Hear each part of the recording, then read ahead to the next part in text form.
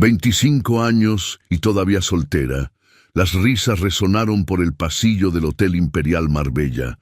Isabel Navarro siguió sirviendo el café como si no hubiera escuchado, pero escuchó cada palabra, cada carcajada, cada mirada de lástima.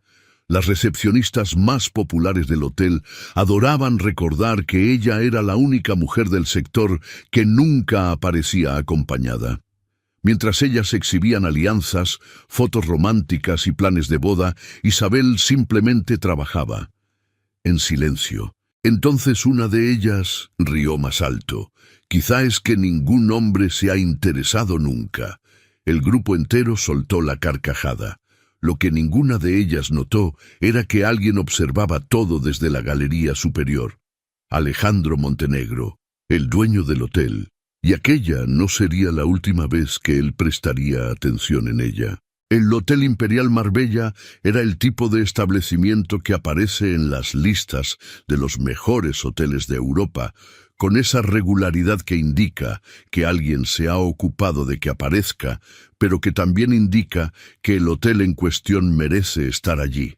Fachada de piedra clara sobre el Mediterráneo, terrazas con vistas que en verano se llenaban de personas dispuestas a pagar lo que fuera necesario por ese ángulo concreto del horizonte, interiores diseñados con esa sobriedad del lujo verdadero que no necesita exhibirse porque ya se nota sin que haga falta. Alejandro Montenegro lo había heredado de su padre con 32 años. Y lo había convertido en otra cosa, no en algo más grande, que también, sino en algo más preciso. Había entendido desde el principio que los hoteles de este nivel no venden habitaciones, sino una experiencia de estar en un mundo que funciona mejor que el tuyo, donde los detalles están resueltos antes de que los notes y donde la amabilidad tiene la textura de lo genuino aunque esté entrenada. Eso requería personas concretas, con una manera de hacer las cosas que no se enseñaba del todo en los cursos de hostelería, sino que venía de dentro o no venía. Tenía 41 años en el momento en que esta historia empieza. Era alto, con el tipo de cara que en la juventud probablemente era atractiva de una manera convencional y que con los años se había vuelto interesante de una manera que es mejor, más difícil de ignorar. Llevaba el pelo ligeramente largo para los estándares del sector, lo cual era una pequeña rebelión que nadie le señalaba porque era el dueño. Vestía bien, sin que la ropa fuera nunca el centro de la conversación. Lo que más lo definía, sin embargo, no era visible desde fuera. Era una especie de distancia que había construido con cuidado, y que las personas que lo conocían de lejos interpretaban como frialdad, y las que lo conocían de cerca interpretaban como protección. La diferencia entre las dos interpretaciones importaba, pero ninguna de ellas era exactamente incorrecta. Su mujer, Sofía, había muerto hacía 6 años de un cáncer que los médicos detectaron tarde y que avanzó con esa velocidad brutal que tienen algunas enfermedades que parecen no respetar ningún criterio de justicia. Tenían 7 años de matrimonio cuando ella enfermó, y 2 de los 3 años del proceso Alejandro los había vivido en ese estado particular de quien sabe que lo que viene es inevitable, pero sigue haciendo todo lo que puede, porque la alternativa es rendirse, y rendirse no es una opción que el cuerpo sepa procesar. Sofía murió un martes de noviembre, en el hospital de Málaga, con Alejandro sujetándole la mano. Después de eso, el hotel se convirtió en la manera de seguir estando vivo que Alejandro encontró. No porque los negocios lo distrajera del dolor, que ese es el tipo de cosa que la gente dice y que solo es verdad a medias, sino porque el hotel necesitaba decisiones, y las decisiones requerían presencia, y la presencia era lo que tenía para ofrecer cuando lo demás no funcionaba. Las relaciones que había intentado después de Sofía habían tenido la forma de las relaciones que se construyen cuando uno de los dos sabe desde el principio que no va a entregarse del todo. No había sido deshonesto con nadie. Simplemente había habido un punto en cada cosa que empezaba donde él reconocía que no iba a poder dar lo que la otra persona merecía, y que continuar sería una forma de engaño aunque nadie lo llamara así. Se había detenido en esos puntos con una coherencia que era admirable y que era también una manera de estar solo con principios. Isabel Navarro llevaba 3 años en el Imperial. Había llegado con 22, desde Almería, recomendada por una prima que había trabajado en la lavandería del hotel durante un año antes de marcharse a vivir a Alemania. Isabel no tenía formación específica en hostelería, pero tenía algo que el jefe de personal de entonces, un hombre llamado Don Aurelio, que llevaba 20 años en el sector y que confiaba más en su instinto que en los currículos, había descrito en el formulario de contratación como actitud de servicio genuina, que era su manera de decir que la chica hacía las cosas bien, no porque le dijeran que las hiciera bien, sino porque parecía que así era ella. Tenía 25 años ahora, y una presencia en el hotel que era de ese tipo que resulta difícil de medir, porque no se expresaba en proyección o en visibilidad, sino en algo más parecido a la consistencia.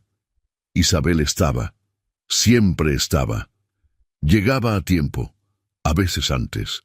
No llamaba para decir que estaba enferma, a menos que lo estuviera de verdad.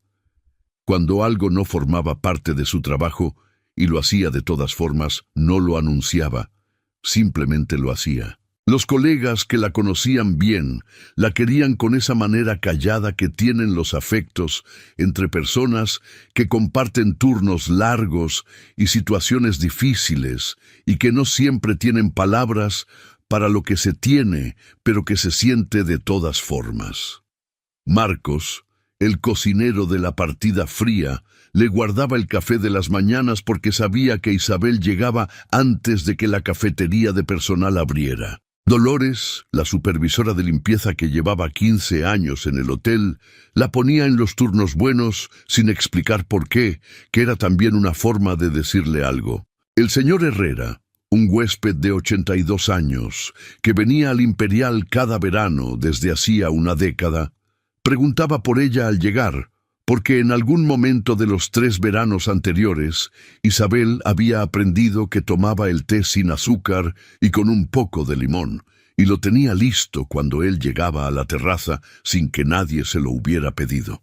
Lo que Isabel no tenía era presencia en el círculo social del personal que era visible, el de las recepcionistas del turno de tarde que eran guapas y lo sabían, y que habían construido dentro del hotel una jerarquía informal basada en criterios que tenían que ver con el aspecto y la popularidad y el tipo de relaciones que se exhiben en las pantallas de los móviles durante los descansos. Elena, Patricia y Sofía eran el centro de ese círculo y lo sabían con la satisfacción particular de quien ha encontrado un espacio donde sus habilidades específicas son las más valoradas. Eran buenas en su trabajo, que era justo decirlo, pero su concepto de ser buenas en el trabajo incluía también ser las más notorias, las más recordadas por los jefes directos por las razones correctas, las primeras en la lista cuando había una promoción que dependía más de la visibilidad que del mérito medido de otras maneras. Isabel no entraba en esa lógica y eso la convertía en un blanco fácil. No por maldad exactamente, sino por ese mecanismo particular de los grupos que necesitan confirmar su cohesión señalando hacia afuera. Las 3 encontraban en Isabel una combinación de cualidades que facilitaba el señalamiento. Era discreta, no respondía, no tenía aliados visibles en los mismos círculos y tenía una historia personal que ellas conocían a medias y que usaban a su conveniencia. La historia era esta. 3 años antes de llegar al Imperial, Isabel había estado comprometida. Se llamaba Marcos, que era un nombre distinto al del cocinero, aunque a Isabel a veces le costaba que el nombre del cocinero no le trajera al otro Marcos, y era técnico de telecomunicaciones de Almería, con el que había estado 4 años, y con quien había planeado casarse en junio del año en que todo cambió. El accidente fue en enero. Una carretera mojada entre Almería y Roquetas, un camión que invadió el carril y el coche de Marcos, que no tuvo espacio suficiente para evitarlo. Marcos sobrevivió pero con daños neurológicos que los médicos describieron con palabras largas, que se resumían en que la persona que había estado antes del accidente no sería exactamente la misma persona después. El proceso de rehabilitación fue largo y los médicos honestos dijeron desde el principio que los resultados tendrían un límite que no podían predecir con exactitud. Isabel había estado durante 2 años con esa presencia total que tienen las personas que deciden quedarse cuando quedarse es difícil. Había acompañado a Marcos en la rehabilitación, había aprendido a hablar con los médicos, había gestionado los papeles del seguro y de la invalidez, con una eficiencia que venía del amor y de la necesidad al mismo tiempo. Había estado cuando Marcos tenía días buenos y cuando tenía días que no lo eran. Fue Marcos quien le pidió que se fuera, no porque no la quisiera, sino porque había llegado a un punto en que su amor por ella y su propia situación eran incompatibles de una manera que él podía ver y que ella no quería ver. Se lo dijo una tarde de marzo con la lucidez particular que tenía en los días buenos, y que Isabel siempre pensaba que era cruelmente irónica, que los días en que Marcos era más él mismo eran también los días en que podía hacerle daño de la manera más directa. Le dijo que se fuera, que viviera, que él no podía ser la razón por la que ella no viviera. Isabel tardó 6 meses en marcharse, y cuando lo hizo hacia adelante, porque mirar atrás no era una opción que su cuerpo supiera procesar, que era exactamente lo mismo que le pasaba a Alejandro, aunque ninguno de los dos lo sabía todavía del otro. En el hotel, Elena y Patricia y Sofía conocían la versión reducida de esta historia, que circulaba entre el personal con la imprecisión habitual de los rumores. Que Isabel había tenido un novio que tuvo un accidente y que la dejó, y que desde entonces estaba sola. La versión reducida perdía todo lo que importaba de la historia real, que es lo que hacen las versiones reducidas, y dejaba solo el contorno que podía usarse para el tipo de comentarios que las 3 hacían en los pasillos. La primera vez que Alejandro prestó atención específica a Isabel fue un miércoles de agosto, durante el servicio de desayuno de la terraza principal. Una chica nueva, que llevaba 3 semanas en el hotel y que se llamaba Carmen y que tenía 19 años y la cara de quien todavía no ha aprendido que los errores en el trabajo no son el fin del mundo, había confundido 2 pedidos y había servido en la mesa del señor Herrera un desayuno completo, cuando el señor Herrera pedía siempre solo tostadas con aceite y el té con limón sin azúcar. El señor Herrera era un hombre amable, pero tenía la precisión de los octogenarios sobre sus propias costumbres y había mirado el desayuno equivocado, con una expresión que Carmen había interpretado correctamente como el principio de algo difícil. Carmen se había quedado paralizada con la bandeja en la mano y la cara roja de la mezcla de vergüenza y pánico que tiene quien no sabe todavía cómo gestionar la incomodidad en público. Isabel había aparecido desde el lateral de la terraza. Había recogido el desayuno incorrecto con un movimiento tranquilo. Había dicho algo en voz baja al señor Herrera que había hecho que el señor Herrera sonriera y sacudiera la cabeza con esa benevolencia de quien decide que el incidente no merece más peso del que tiene, y había guiado a Carmen hacia la zona interior con una mano en el hombro y la voz de quien le explica a alguien cómo resolver algo sin que parezca que se lo está explicando. Alejandro lo vio desde la galería del primer piso, donde había ido a revisar el estado de una reforma en la fachada norte. No había bajado, no había intervenido.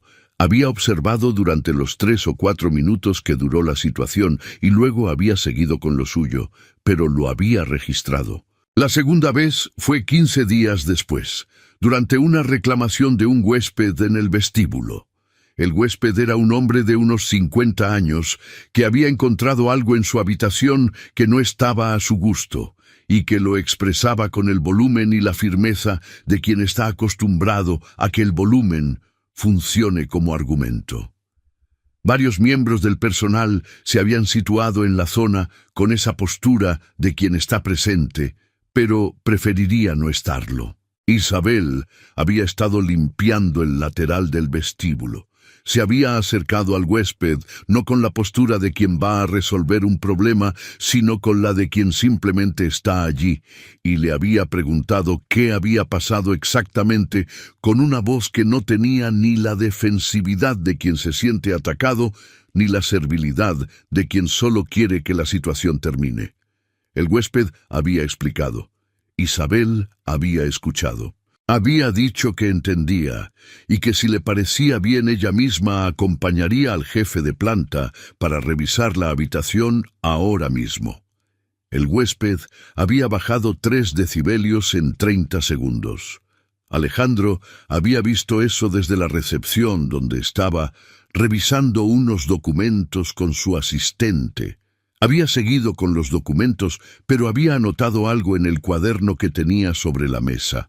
La tercera vez fue el evento de septiembre. El hotel organizaba 2 veces al año una cena para un grupo de inversores y socios estratégicos, que era también una celebración del tipo que mezcla lo profesional y lo social, con esa fluidez que tienen los eventos, donde el dinero y el placer comparten espacio. 120 personas, el salón principal, catering de un restaurante con estrella de Málaga, música en vivo. El tipo de evento donde el personal trabaja el doble y cobra lo mismo, y donde los errores son más visibles que en las noches normales porque el público es más exigente. A las 10:15 de la noche, un joven camarero llamado David, que llevaba 4 meses en el hotel y que estaba en su primera cena de esta categoría, tropezó con el borde de una alfombra que alguien había colocado con un pliegue que nadie había revisado. La bandeja cayó, los platos se rompieron. El contenido llegó al suelo, y aparte del pantalón de David, que se quedó de rodillas entre los fragmentos, con esa expresión de quien no sabe si el suelo puede abrirse bajo sus pies, porque sería una solución. Había un corte en la mano de David, no profundo, pero sangraba.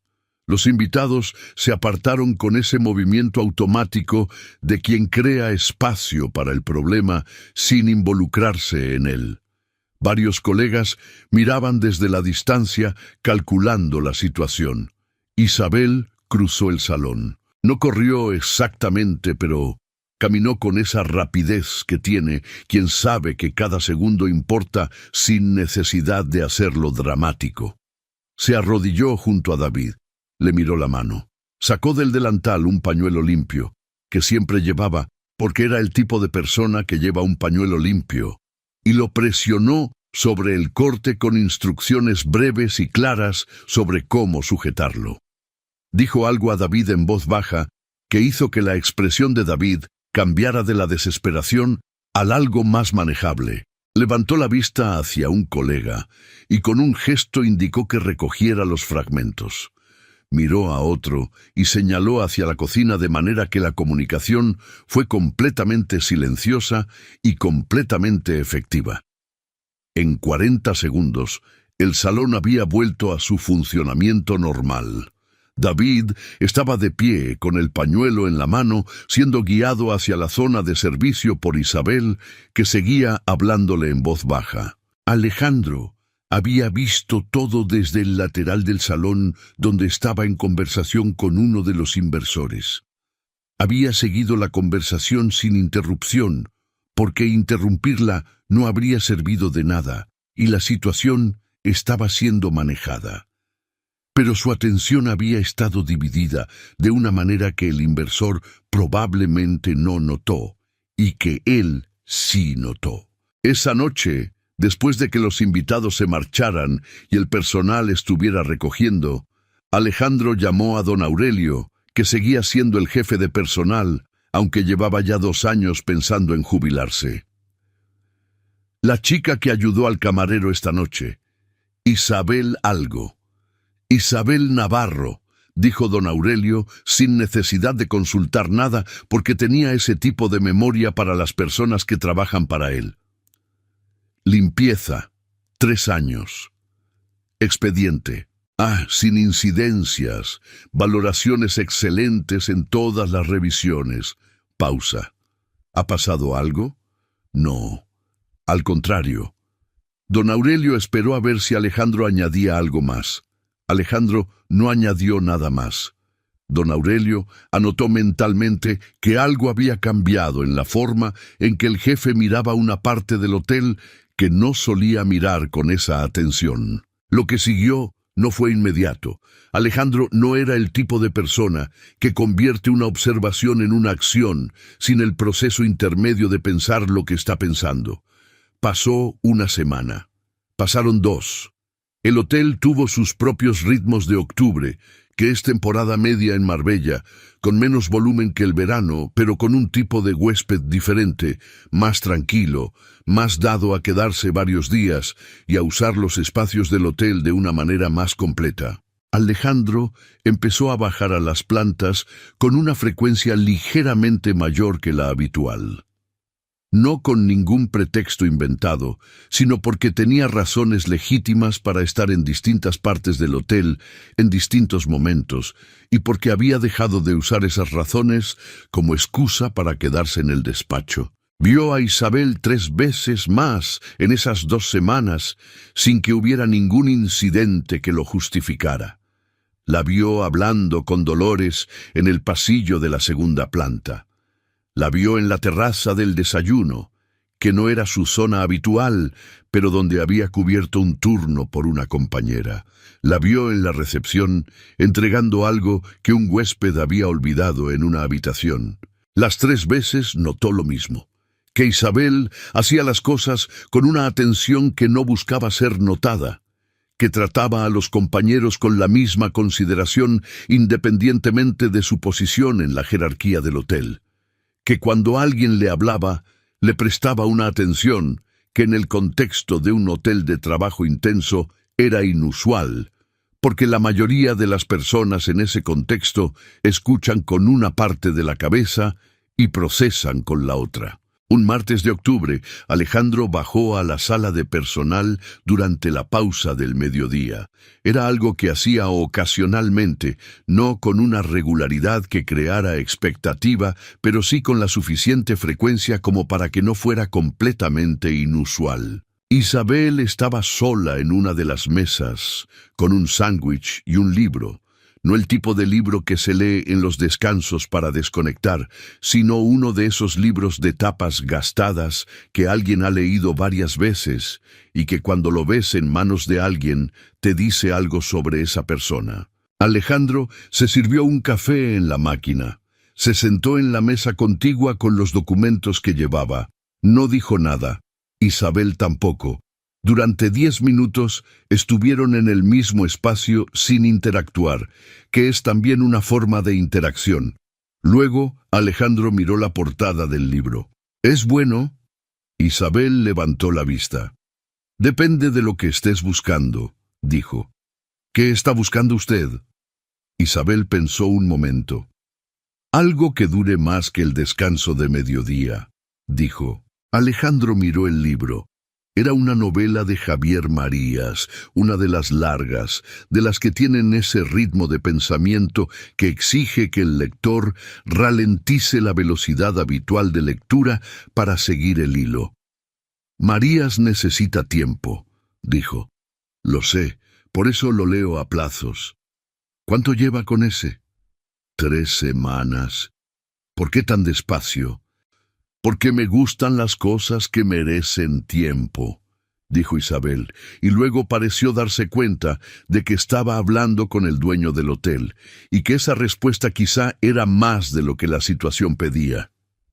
«Tiene razón», dijo Alejandro. Siguió con sus documentos. Isabel siguió con el libro.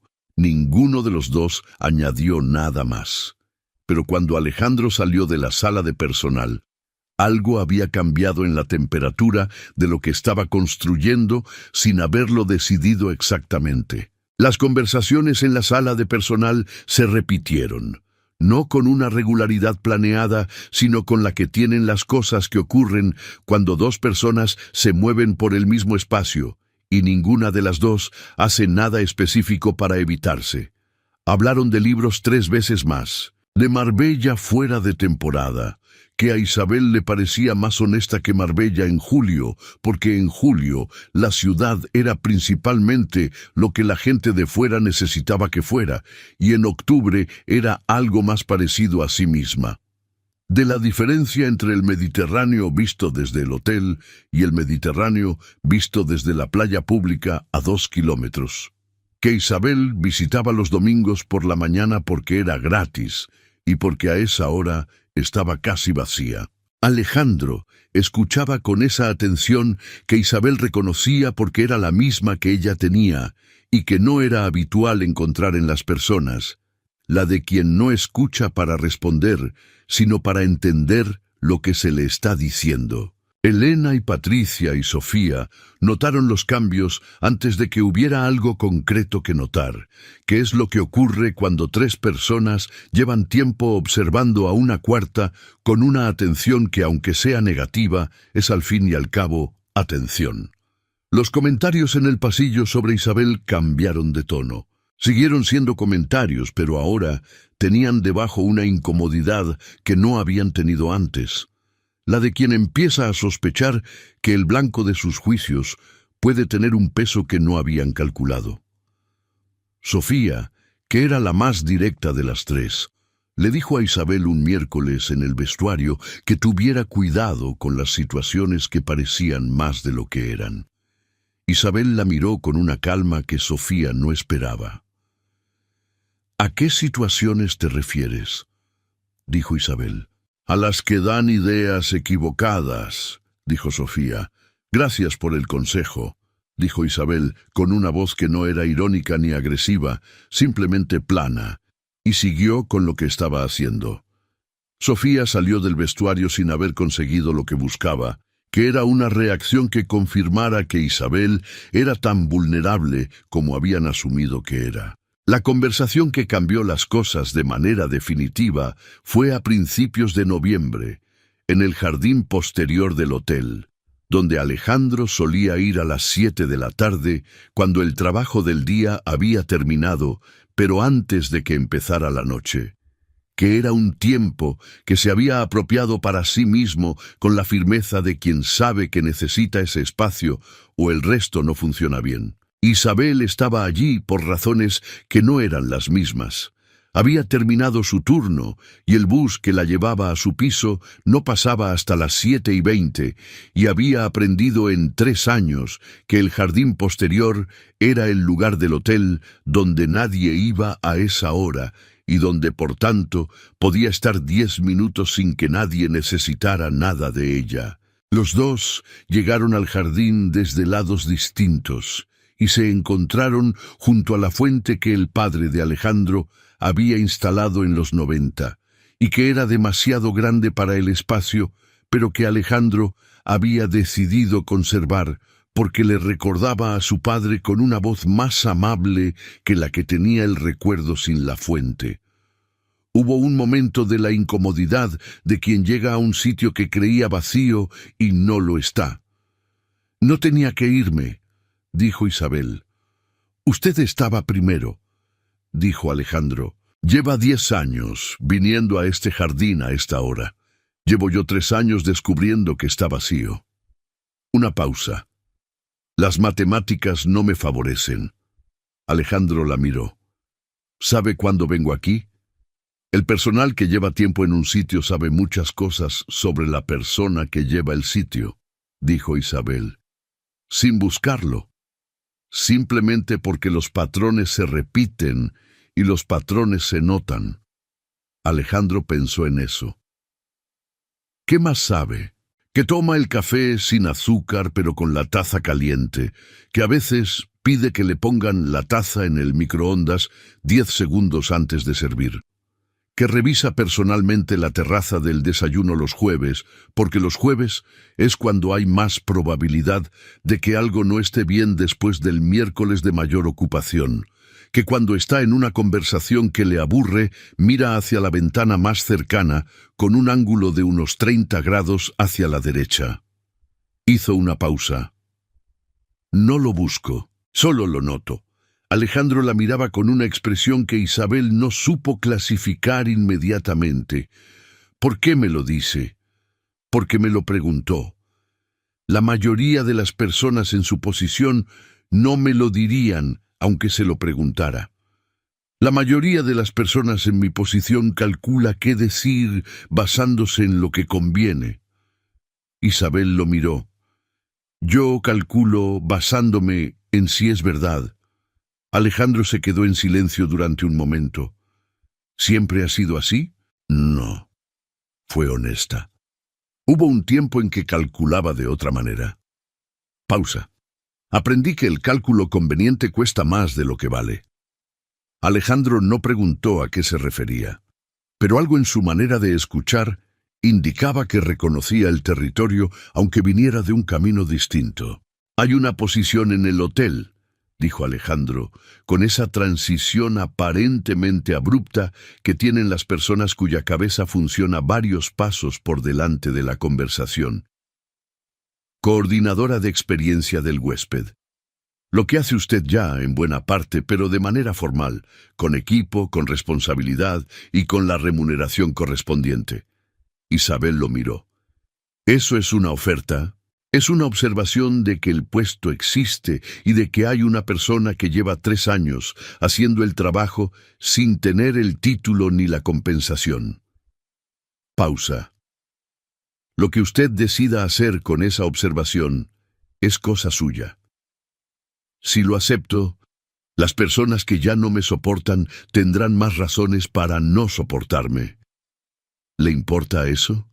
Isabel pensó en la pregunta de verdad, no como cortesía, sino como pregunta que merecía una respuesta honesta. Me importaba más antes, dijo finalmente.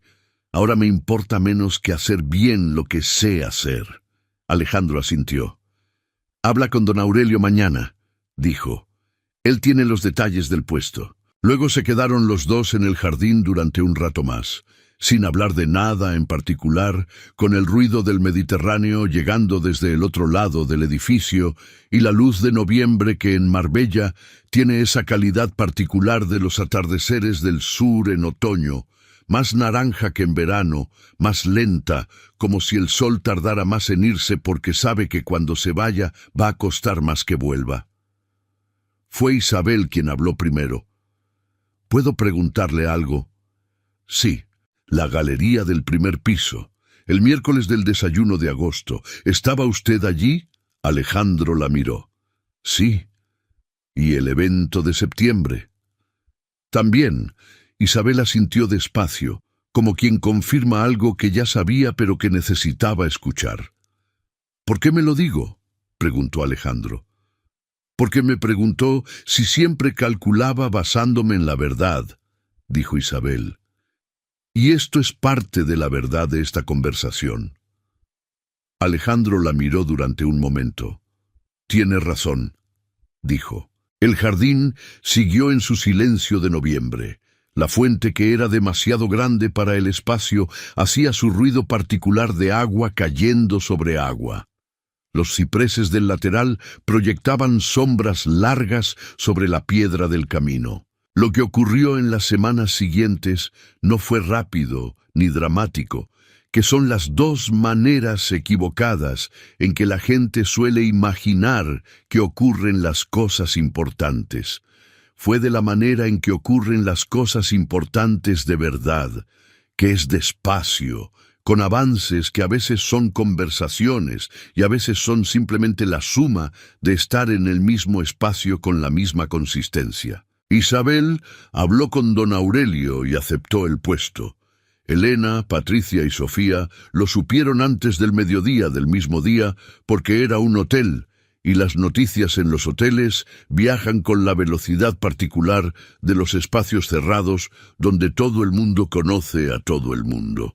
Los comentarios en el pasillo cambiaron de forma pero no desaparecieron. Isabel los escuchó y los dejó pasar con la misma calma con que había dejado pasar los anteriores, que era una calma que venía de saber que los comentarios de personas que no te conocen de verdad dicen más sobre ellas que sobre ti. Alejandro y Isabel se encontraron en el Jardín de las 7 los jueves, que era el día en que coincidían con más frecuencia.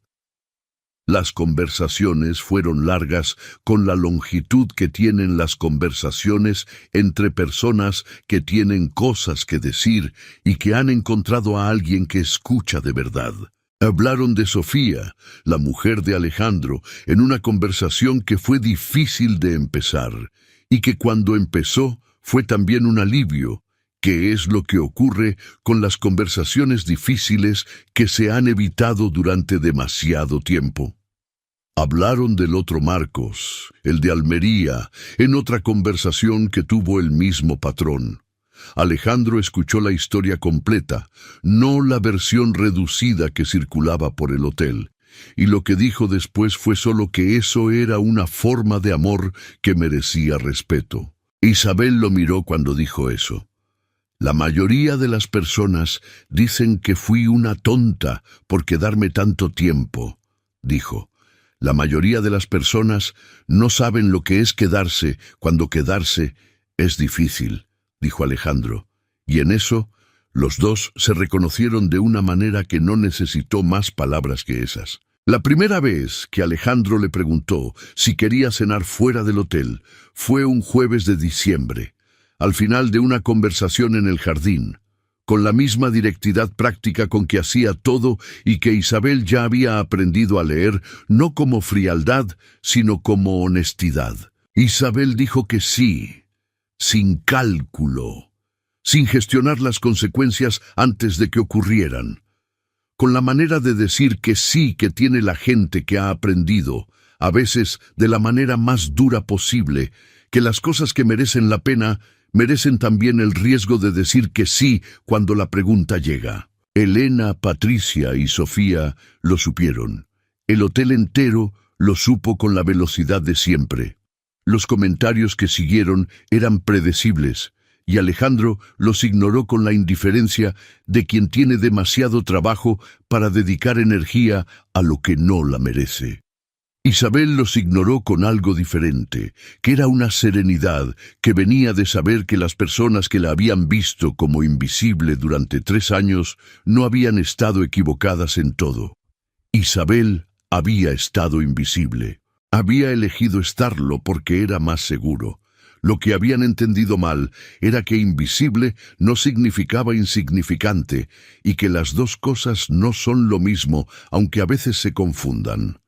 Una noche de enero, sentados en un restaurante pequeño del casco antiguo de Marbella, que no tenía nada que ver con el Imperial y que era exactamente lo que los dos necesitaban, Alejandro le dijo algo que Isabel guardó con el mismo cuidado con que había guardado el libro de Marías durante 3 semanas. Llevo 6 años mirando el hotel, como si fuera lo único que tenía que mirar, dijo. Y resulta que lo más importante que había en el hotel llevaba 3 años en los turnos de mañana.